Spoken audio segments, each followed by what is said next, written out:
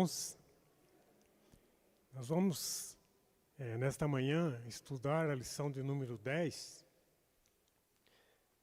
que fala de onde viemos, quem somos. Com muita alegria nós estamos aqui, né, nesta manhã. Creio que todos animados, né, para estudar, para aprender um pouquinho mais.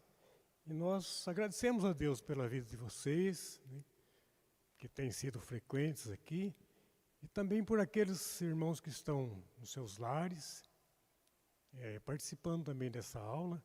Que Deus possa estar abençoando ricamente suas vidas, né, que vocês possam assim ser fortalecidos. Então, irmãos, essa lição que nós vamos estudar, ela, como nós vamos ver, ela fala da genealogia, mas o título da lição, quando fala de onde viemos e quem somos, já traz para nós um significado muito importante e assim também um despertamento para nós. Então, quando eu creio que todos nós temos assim essa dificuldade quando se fala em genealogia, principalmente nas leituras. Quando nós vamos ler a Bíblia, às vezes a gente até nem lê tudo aquilo lá, nossa, mas tanto nome, e você fica falando, vou passar para frente, o que eu vou tirar, né, de proveito para a minha vida espiritual, sabendo de todos esses nomes, essas pessoas, essas famílias, e a gente acaba fazendo isso. Mas quando nós lemos a Bíblia, e nós, creio que todos nós sabemos, cremos nisso, que tudo que está escrito, se está na Bíblia, é para ser lido e tem um significado e tem um propósito. Então não é à toa que está escrito, não é uma brincadeira, não é só para a gente saber, mas é para a gente tirar lição para a nossa vida. Então, a princípio, vamos estar orando para que Deus esteja abençoando, que esse tempo aqui seja precioso para nós. Pai Santo, Pai amado, nós te agradecemos por mais esse momento. Nós estamos aqui, ó Deus, reunidos em Teu nome, já aprendemos da Tua palavra, já participamos da ceia do Senhor, e que o Senhor venha nos sustentar, venha nos dirigir a nossa vida. Nos capacite mais uma vez para o ensinamento da Tua palavra e para o aprendizado, Senhor. Seja com cada aluno e também com a minha vida. Em nome de Jesus. Amém. Meus irmãos, primeiramente, nós precisamos gastar um pouquinho de tempo sobre essa introdução. E a introdução de hoje ela é bem curtinha, mas a introdução ela traz para nós um despertar para nós poder, assim, entender um pouco mais o que a palavra de Deus está querendo nos ensinar com esse estudo. Primeiramente, todos nós temos uma história. Lembrando e trazendo para nós os nossos dias. Nós lemos na Bíblia a genealogia, lemos todos aqueles nomes, mas trazendo para a nossa vida. Todos nós aqui temos a nossa história. E alguns têm uma história bonita, outros têm uma história um pouquinho triste, outra uma história mais triste, mas todos nós temos uma história. Quando nós lembramos, aqui o título da lição fala de onde viemos. Então, logo nós vamos pensar, olha, você lembra do seu pai, com certeza, né, dos seus pais, dos seus avós, mas depois já vai ficando difícil. A gente já não se lembra, já não conheceu, já não ouviu nem falar, não sabe mais. Parece que se perdeu. Se a gente perguntar, assim para... De onde você veio? Nós somos descendentes de Adão. Sim, com certeza. Mas nós temos uma genealogia. Todos nós temos uma história na nossa vida. E essas perguntas, assim como fala aqui na lição, nessas 3 perguntas que vem falando aqui, o que você diria a alguém que acabou de passar por um dos piores momentos de sua vida? Uma outra pergunta. Como estabelecer a identidade perdida de um povo? Quem tem o direito divino de nos governar? Nós vamos dizer, não, é Deus. Direito divino, é Deus que nos dirige. Com certeza. Então, essas respostas, nós vamos responder, podemos responder ou aprender, como queiram, diante da palavra de Deus. Quando fala aqui os cronistas, quem escreveu o livro de crônicas, nós não sabemos quem é a pessoa que escreveu, não fala.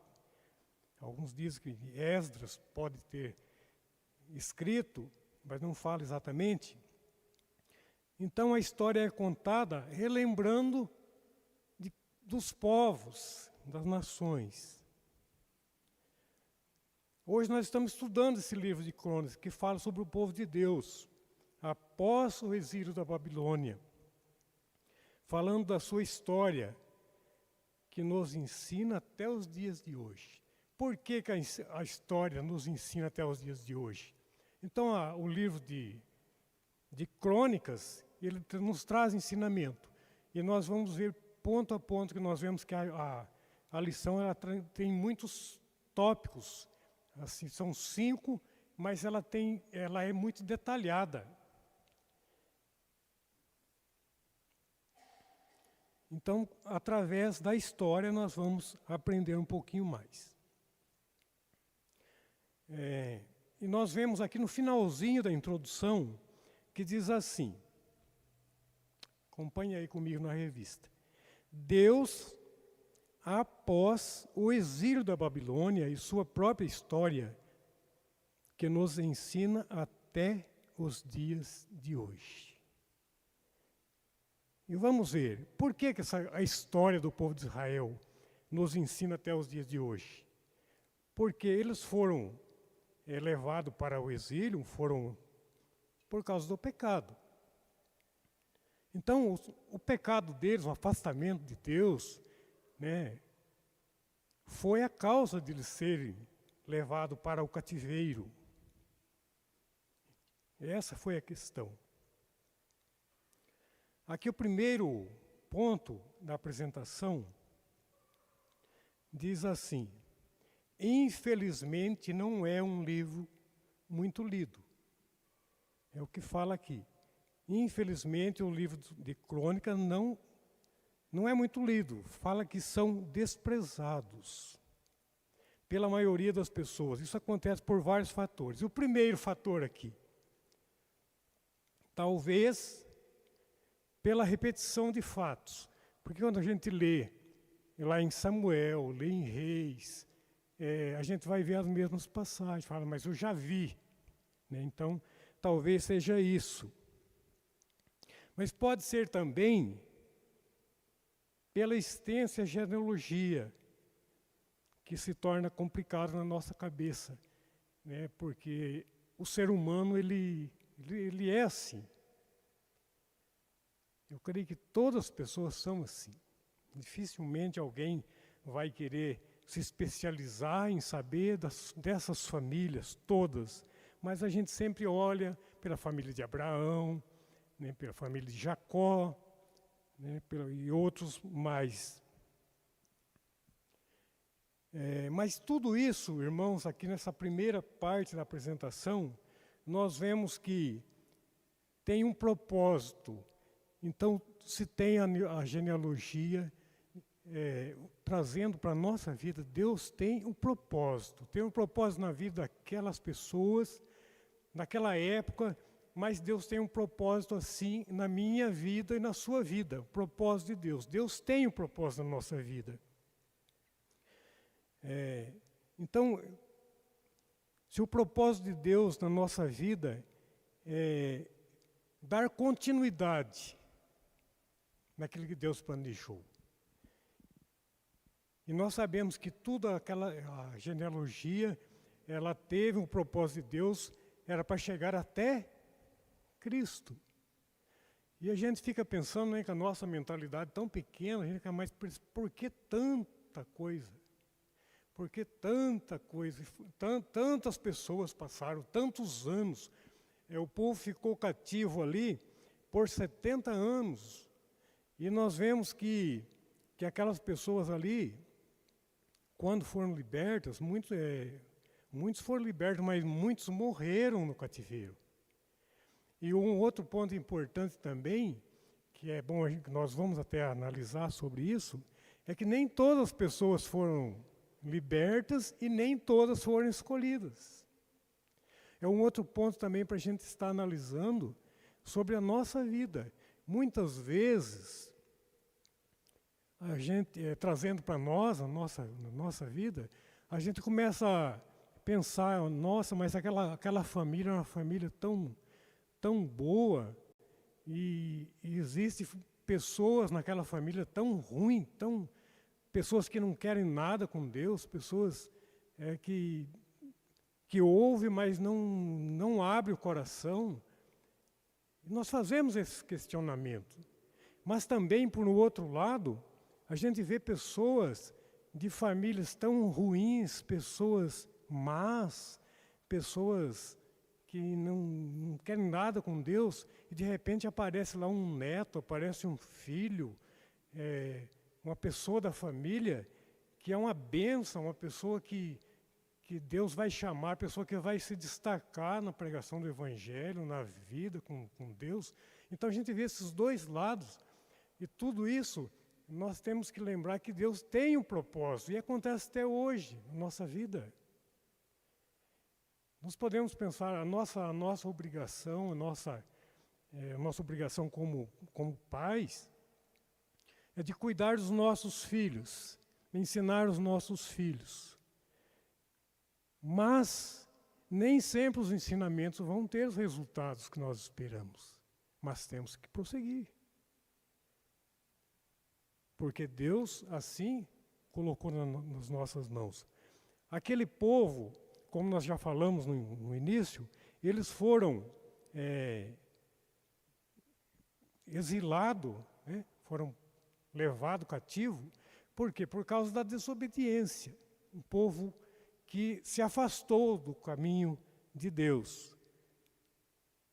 Mais uma vez, eu vou frisar, aquele povo se afastou e foi disciplinado. Disciplinado por quem? Pelo próprio Deus. Mas Deus usou pessoas para disciplinar aquele povo, para humilhar aquele povo, para maltratar aquele povo. E nós vamos ver no decorrer da lição essas pessoas que foram usadas. Dando continuidade aqui. O segundo tópico, contextualizando a história. Deus sempre disciplina o seu povo para aproveitamento, tornando-nos participantes de sua santidade.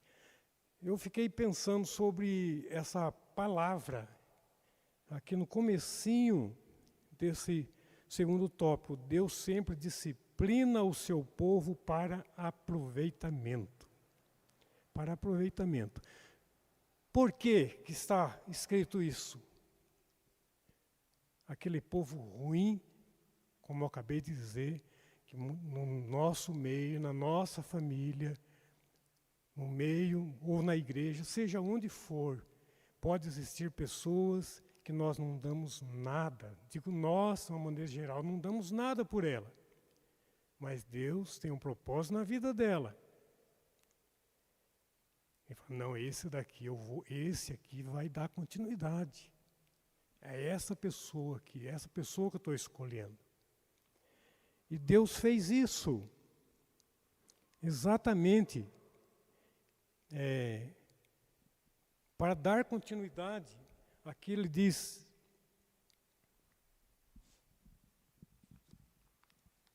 Deus sempre disciplina o seu povo para aproveitamento. Hebreus 12, 10. Ele fala assim, lá em Hebreus 12, 10, diz assim: o pai disciplina o seu filho. Quer ver o seu filho bem? Deus disciplina o seu povo para aproveitamento. Mas ele disciplinou o povo, mas essa é a questão que eu gostaria de chegar. Ele disciplinou quem? Foi o povo todo. E aproveitou todo o povo? Essa que é a questão que eu estava querendo levantar. Não. Mas quem foi disciplinado? Foi o povo todo. Mas ele escolheu algumas pessoas. Essa palavra aproveitamento aqui é muito profunda. Quando nós vamos separar alguma coisa, eu vou aproveitar esse daqui, não é isso que a gente faz? Vamos usar essa palavra para a gente entender um pouquinho melhor. Eu vou aproveitar esses, que dá para aproveitar, eu vou aproveitar esse. Quando é aproveitado, é escolhido, não é? Na nossa vida,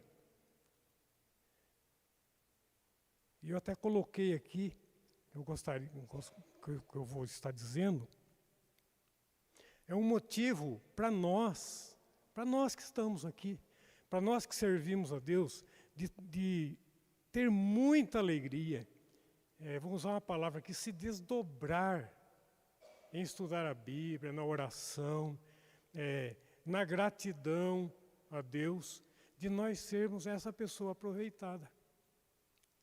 Nós poderíamos estar em qualquer um outro lugar, por não ter um exemplo de família, por, sei lá, uma infinidade de coisas. Poderíamos estar em outro lugar, não está nesse momento, mas nós fomos aproveitados, escolhidos. Usar essa palavra, fomos escolhidos. Porque somos melhores? Não. Não é isso que a Bíblia fala. Fomos escolhidos pela misericórdia, pela graça de Deus. Então Deus escolheu para aproveitamento. Aproveitamento para quê? Dar continuidade. Deus está falando. Nós vemos, quando você olha para a estatística, milhões de pessoas, mas é um número tão pequeno de pessoas servas de Deus, pessoas que servem a Deus. É propósito de Deus. Se todas as pessoas não vão se converter, nem por isso nós vamos parar de pregar. Precisamos pregar para que as pessoas ouçam. Mas Deus vai escolher alguns ou poucas pessoas.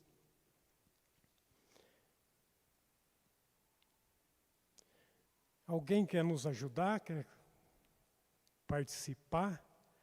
Pode estar falando neste momento. Senão vamos continuando. A hora que quiser, pode levantar a mão aí para a gente, para nos ajudar. Virando aqui na página 46. Consequências eram inevitáveis. O exílio babilônico foi provavelmente uma das maiores tristezas que o povo de Deus experimentou em todos os tempos. Quando a gente ouve falar, né, do exílio, do sofrimento que as pessoas tiveram naquele tempo, a gente fica pensando, como suportaram? Como suportaram? Diz aqui um pouco mais abaixo, o reino do sul já havia visto a poderosa mão de Deus destruir o reino do norte, com a sua capital Samaria, séculos antes, por meio dos assírios, por volta do ano 586 a.C. Por não ter, olha bem, por não ter ouvido a voz de Deus e ter se desviado do seu caminho, ele enviou os caldeus como punição e disciplina de Judá. Me chamou bastante atenção essa colocação aqui, e mais uma que nós vamos ver daqui a pouco, que ele enviou quem então? os caldeus, pessoas que não tinham nada com Deus, pessoas que não eram tementes a Deus, para disciplinar o povo. E logo a gente foi levado cativo, mas levado cativo, será que eles foram de boa? Não, é lógico, nós sabemos que não foram. Foi um lugar de sofrimento. Uma pessoa que é cativa, uma pessoa que é presa, ele não vai ter regalias, ele vai ter sofrimento, é sofrimento mesmo, contínuo.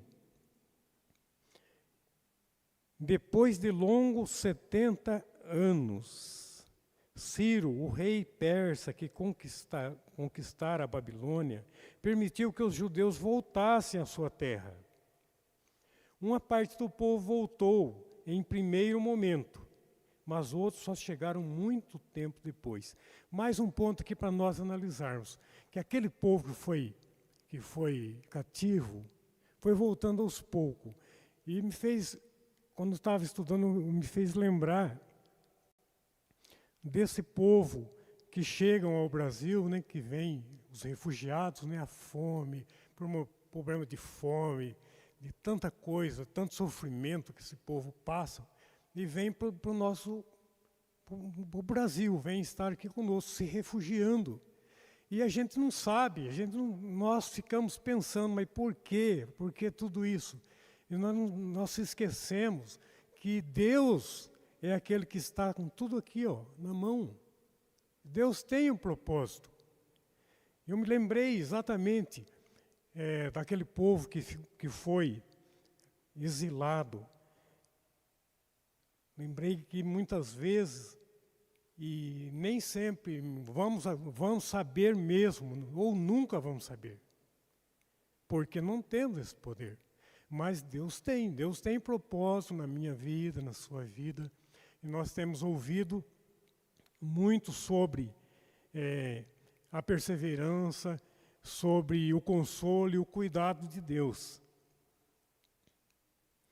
Um pouquinho mais abaixo, quase no finalzinho do segundo tópico, estou andando um pouquinho mais aqui para a gente falar de tudo um pouco. Diz assim: por isso, Deus enviou líderes autorizados para encorajar e direcionar seu povo. Achei tão interessante, né, quando o pastor estava falando, né, sobre que Deus ele orienta, né, dá orientação e dirige.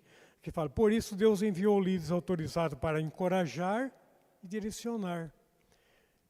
E não é o que nós precisamos, que Deus faz com a gente. Deus envia líderes, né? Enviou, e nós temos a palavra de Deus na nossa mão, e temos os ensinamentos, enviou líderes proteção e direção, exatamente. Por isso Deus enviou líderes autorizados para encorajar e direcionar o seu povo. Esses líderes que foram escolhidos já eram aquele que Deus escolheu. Não eram os ímpios. E nós vemos que voltou primeiro poucas pessoas, depois voltou mais um pouco. Deus já foi trabalhando na história, na vida daquelas pessoas, né, para que as pessoas voltassem, encorajar aquelas pessoas, para encorajar aquele povo. Olha, vocês estão sofrendo, mas Deus Deus levantando pessoas, líderes, para encorajar e direcionar, da direção. Aí a gente começa a lembrar e entender um pouquinho dessas passagens da genealogia, Deus conduzindo a história. Quando ele fala de encorajar e direcionar, porque eu creio que na nossa mentalidade, que é tão pequena, né, mentalidade humana, a gente vai pensar, nossa, mas 70 anos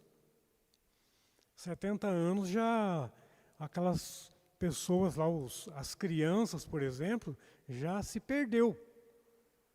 Vamos pensar no nosso tempo, se os nossos pais usavam de fazer o culto doméstico, daí a gente nós já somos meia boca, vamos usar essa palavra, né?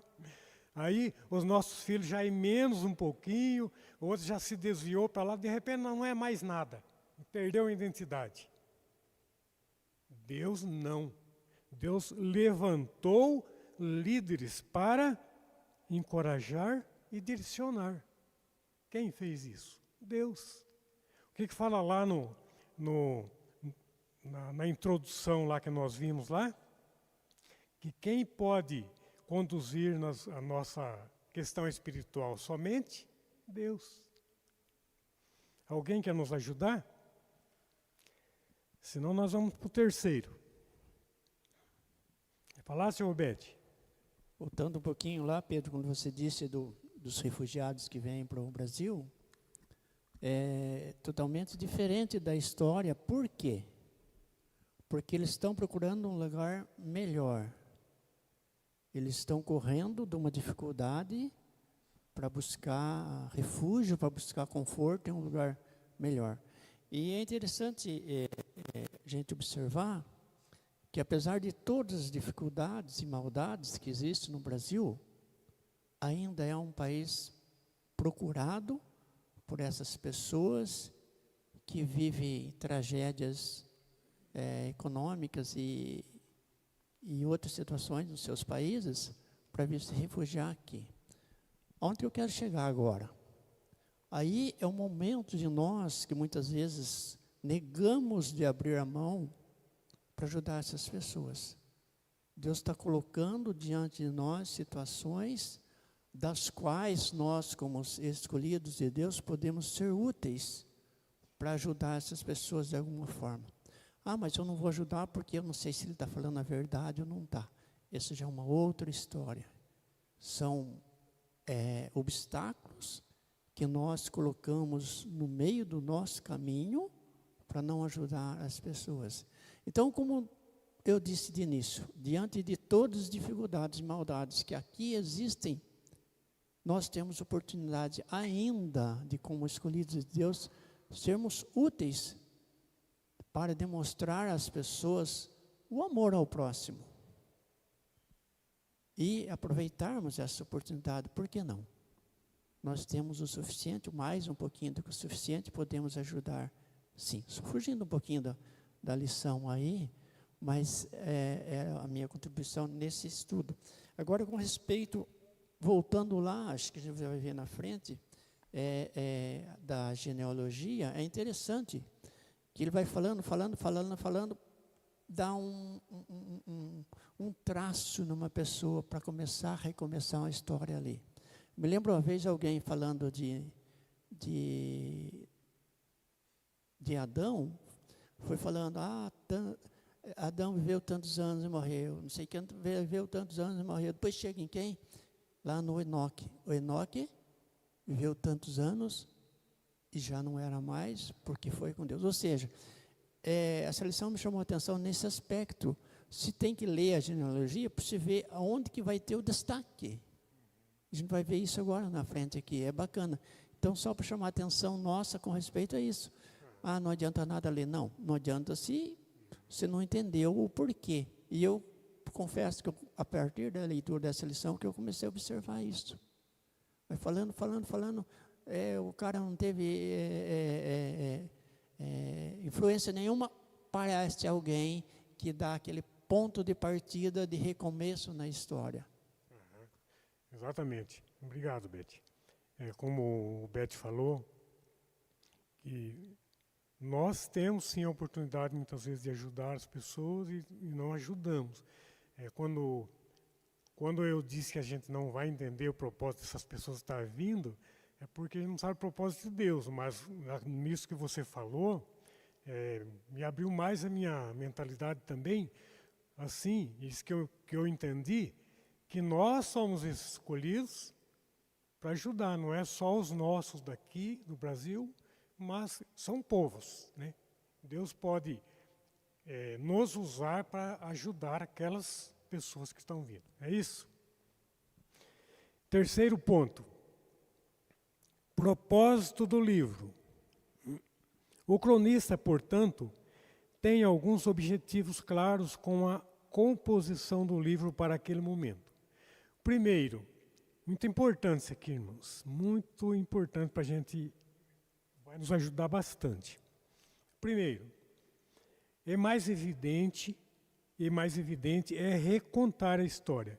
Então, para recontar a história, para poder entender. Se não contar a história, não tem como ensinar, né? Por exemplo, se alguém chegar aqui e perguntar para você, viu, por que você está aqui na igreja do Jardim Maringá? Eu tenho história, o Beto tem uma história, o pastor tem, cada um de vocês, cada um de nós que tem uma história, né? Elias, né, lá do Rio de Janeiro, São Paulo, estão aqui com a gente, todos, né, se for, tem uma história, né? Todo mundo tem, cada um aqui, né? Tem uma história. Então tem que contar a história para a gente chegar até lá.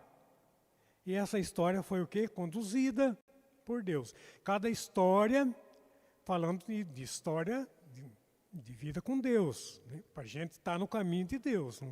Porque se tem tanta história por aí que não vale a pena, né, gente? E essa história vai citar muitos nomes, né?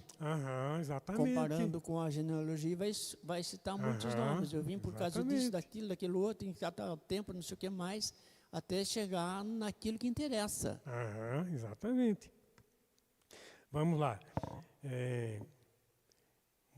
Um pouquinho mais, irmãos, vou correr um pouquinho, tá? Agora, para recordar que eles eram o povo do pacto que havia sido disciplinado pelo Senhor. Pode parecer pouco, mas era necessário que todos relembrassem o que havia acontecido, para que agora estivessem vivendo sob duras circunstâncias. Esse pontinho aqui é muito... Por que eu estou sofrendo? Vamos pensar nos mais novos lá. Tá? Muitos já tinham morrido. Mas as crianças... Por que nós estamos passando por tanta luta aqui? Eu fico imaginando, eu creio que cada um aqui pode estar pensando nesse momento. Aquelas pessoas mais novas, por que nós estamos sofrendo tanto? Aí aqueles outros lá, que já sabiam por que eles estavam sofrendo. É porque nós desobedecemos a Deus, nós desviamos dos caminhos do Senhor. Então estavam sendo disciplinados por isso. Então era necessário que todos relembrassem o que havia acontecido para que agora estivessem vivendo sob duras circunstâncias. Mais do que o pecado do povo, no entanto, são enfatizados. Muito interessante. A gente não pode perder isso daqui. A gente falando do pecado, falando das pessoas que se afastaram, mas aqui agora vai trazer para nós... para nosso aprendizado ainda e fortalecimento. Mais do que o pecado do povo, no entanto, são enfatizados a graça e a misericórdia de Deus em sustentar a sua aliança e preservação. Deus preservou. Meio de tantas pessoas que se desviaram do caminho, Deus preservou. Alguns. Não foram todos. Como nós falamos no início, todos sofreram a punição, a disciplina, mas preservados foram alguns. Algumas pessoas foram preservadas. O segundo ponto, o segundo objetivo é estabelecer a linhagem real que estava assumindo naquele tempo. Olha, Deus tinha plano. E o plano de Deus não pode ser frustrado e não é. Ele dá continuidade. Depois de tantos anos na Babilônia, e um povo praticamente esfacelado em Jerusalém, seria imprescindível para a sua reconstrução reconhecer que eram verdadeiros líderes levantados por Deus para governar Israel social e espiritualmente. Assim, o tema da restauração do reino é muito presente no livro. Quem conduzindo a história? Deus. Deus ensinando. E eu fico pensando, aquele povo ali cativo na Babilônia, é só Deus mesmo, né, irmão? Só a misericórdia de Deus para levantar algumas pessoas. Como eu disse no início, muitas vezes a gente olha para uma família e fala, nossa, misericórdia, como vai sair uma pessoa boa daí, dessa família? E olha mesmo, a gente faz julgamento, porque o ser humano ele é assim, mas Deus tudo pode. Deus tudo pode, Ele tira a pessoa do mais terrível lamaçal do pecado para usar essa pessoa.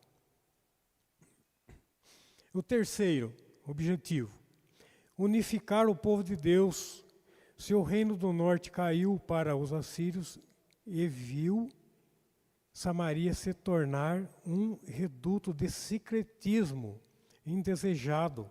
Agora o reino do sul sofria a mesma ameaça e todo o Israel sofreu punição severa da parte de Deus, precisando ser reconstruído, independentemente de sua localização geográfica.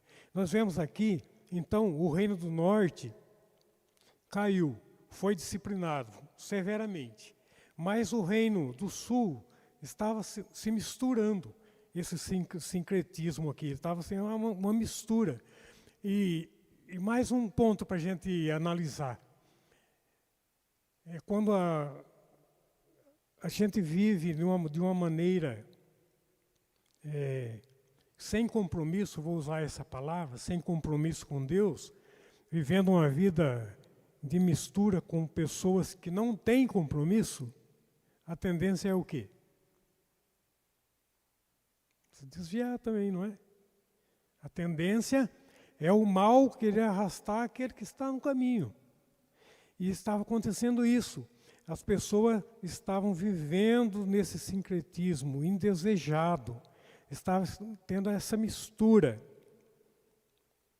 Sofreu severa, o povo de Israel sofreu a punição de Deus, precisando ser reconstruído, independente de sua localização.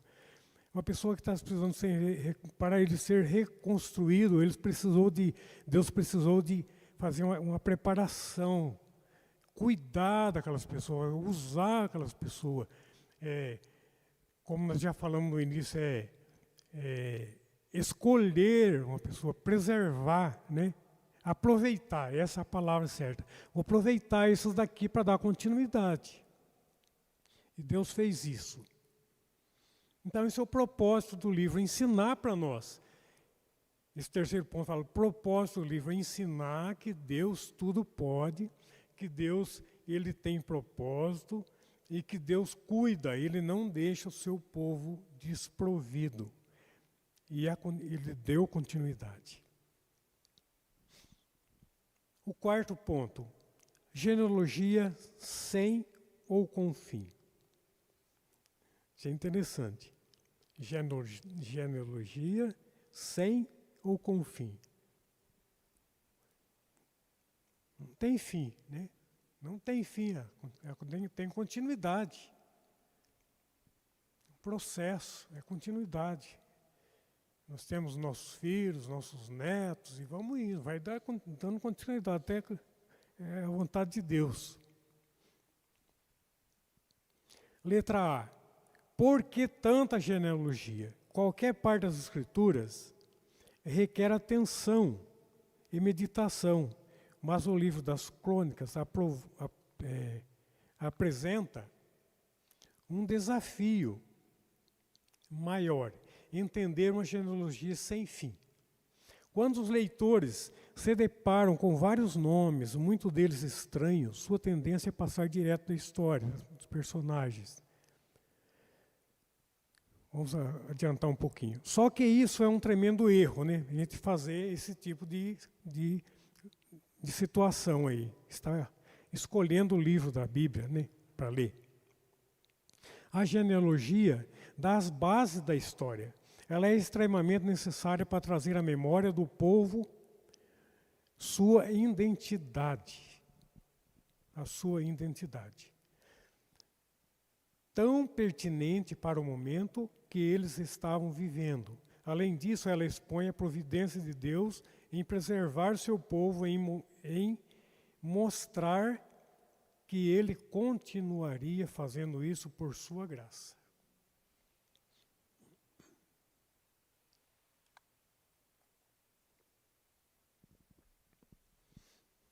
Então, ela é sem fim. Deus continua fazendo isso pela sua graça. Deus continua levantando pessoas, abençoando a nossa vida, a nossa família, sustentando. Quando se fala, Deus sustenta a igreja. Nós não ouvimos muito, Deus sustenta a igreja. A palavra de Deus fala que o inferno não prevalecerão. E eu não sei se é só eu que penso assim, eu entendo, mas quando se fala igreja, a gente pensa na igreja. A gente pensa nas quatro paredes. Mas a palavra de Deus está falando de igreja, está falando de você, falando de mim. O inimigo não tem poder. O inimigo tem poder sobre sua vida, se você está com Deus? Não tem. O inimigo ele não tem esse poder. Deus é soberano. Então ele não tem poder sobre a porta da igreja, só a porta do seu coração. Se você está com Deus, você pode ficar tranquilo, você é protegido.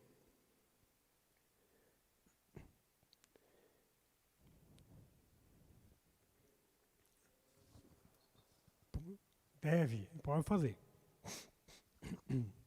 Tentar contribuir com a sua aula bem rapidamente. Eu achei super interessante essas duas perguntas da lição. E são perguntas que nós deveríamos fazer todos os dias. A primeira pergunta é: de onde viemos?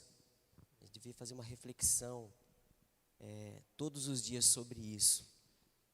Já paramos para imaginar que para nós estarmos aqui hoje, os nossos pais da fé lutaram muito para isso, né? Na fidelidade, no seguir aos preceitos, aos mandamentos, tanto que a lição cita aqui alguns deles, como Abraão. Então, de onde viemos, nós precisamos lembrar disso, que para nós estarmos aqui hoje, os nossos pais da fé conservaram a palavra. Né? E Efésios 2 descreve bem isso, né? De onde nós viemos. Nós estávamos mortos e Deus, pela sua graça, nos resgatou. E a segunda pergunta é: quem somos? De onde viemos e quem somos? E tem um texto que eu gosto muito, que é 2 Pedro 2, que fala claramente, né, que nós somos propriedade exclusiva de Deus. Uhum. Então, essas duas perguntas, ela faz uma conexão muito clara para nós nessa manhã. E da forma que você vem trazendo aqui para nós, é uma lição profunda para nós nessa manhã. Que para nós estarmos aqui hoje, nós, os pais da fé, na sua genealogia, no seu tempo, no seu ciclo de vida, eles viveram a palavra, os preceitos, os mandamentos, defenderam. Tem um outro texto também que eu gosto bastante, que é em Hebreus, que fala que daqueles homens que defenderam, né? Pela fé, Abel, aí cita Abel, cita Enoque. Alguém falou Enoque agora, né? O Obed falou agora de Enoque, cita Noé, a própria lição cita Abraão. Então, essa é a nossa genealogia. Esses homens lutaram e defenderam a fé e foram fiéis. Então, de onde nós viemos? De onde nós viemos? E quem nós somos? Nós somos propriedade exclusiva de Deus. E as próximas gerações? Será que as próximas gerações irão lembrar de nós? Será que os nossos filhos, os filhos dos nossos filhos, os filhos dos filhos dos filhos dos nossos filhos? Então, é para nós pensarmos bem nessa manhã. Sim. De onde viemos e quem somos. Acho que é interessante, né, a colocação do Reginaldo, que você fala aí de os nossos pais na fé, né? Os nossos pais na fé. Aí alguém pode perguntar assim, não, fica pensando, mas quem que é o meu pai na fé? Aqui está falando de Abraão, eu sabe que Abraão é o pai da fé, né? Englobando tudo. Mas hoje, na nossa vida, se for perguntar para cada um aqui, não precisa responder, quem que é o seu pai ou sua mãe na fé, vamos dizer assim. É aquele marido lá que nunca se importou com as coisas de Deus, mas a esposa foi ali firme, fiel, orando, orando, orando. Não importa, 10 anos, 20 anos, 30, não importa, o tempo é de Deus. Mas não desistiu da oração. Deus colocou essa pessoa na sua vida. Colocou o esposo, colocou a esposa, colocou os pais na vida do filho. Muitas vezes não tem um pai que ora para o filho, mas tem outras pessoas para ensinar. Né? Esses também são os pais. Deus levanta pessoas para fazer isso. E glórias a Deus por isso. Como falei no início, nós devemos dar graças a Deus por nós estarmos aqui. Nós podíamos estarmos em qualquer um outro lugar, mas estamos aqui pela graça, pela misericórdia de Deus. Né? E saber que teve pessoas que esteve orando por nós e continuam orando. Pode falar, Emerson.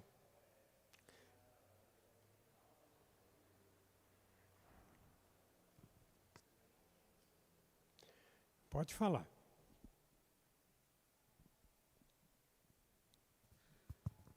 Então, indo nesse mesmo linhagem que o Reginaldo comentou, eu falo pela minha vida.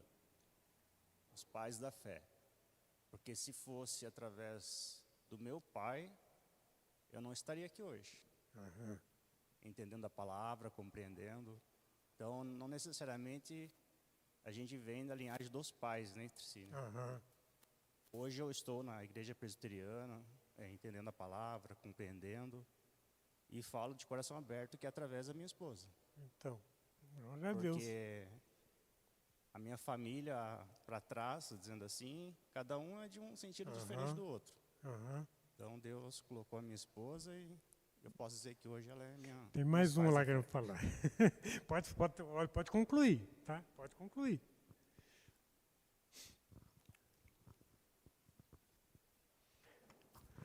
Bem, sobre genealogia, na época da pandemia eu andei estudando a genealogia da minha família, né?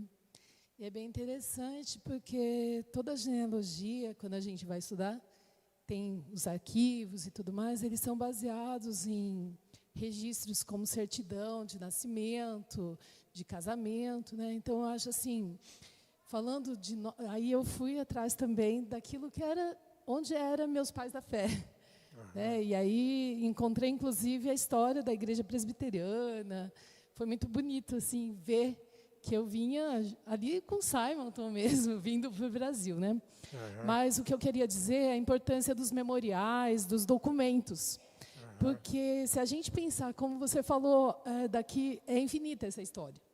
Né? Então, se a gente não colocar, não escrever a nossa história de alguma forma, daqui 100 anos, o que vão estar lendo da gente? Então, acho que isso é legal na igreja presbiteriana, inclusive, porque nós temos, às vezes, a gente não dá importância para atas, para esse material que a gente faz, né? Para, por exemplo, diretoria de entidades.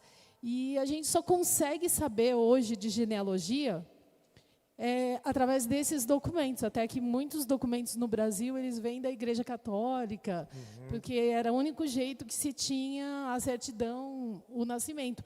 Até tem uma aula do meu avô que vem de índios, né, indígenas, aliás, eles não têm nada. Para em 1800 e da minha família, por exemplo, que é da Espanha, coisa assim, vem de 1400. Eu tenho genealogia de 1400. Então, assim, a importância da gente manter a história da igreja, a nossa história, para que alguém leia daqui uns anos, né? Acho muito interessante. É interessante a gente conhecer, sim, saber a história da nossa família. E aqui, essa finalzinha aqui do quinto, da parte B, eu gostaria de estar citando também, que a gente não pode deixar de citar, né, que é muito importante a gente conhecer a história da nossa família, né, da nossa família. como você falou aí, os livros, as atas, são a história da igreja, né? Agora, quando você fala assim também, a história da família, da fé, da nossa fé, da vida com Deus, vejam aí nesse finalzinho da parte B, que fala assim, ó, Sete e sua linhagem são responsáveis por invocar o nome do Senhor. Me chama a minha atenção, me chamou muita atenção. Então aconteceu tantas coisas, famílias que foram vivendo, genealogia, foram vivendo, mas não buscavam a Deus. Mas aqui fala que Sete, né, um dos filhos de Adão, esse buscou o Senhor. Está lá em Gênesis 4, 26. Esse é o evangelho presente em Crônicas, buscar a Deus, né?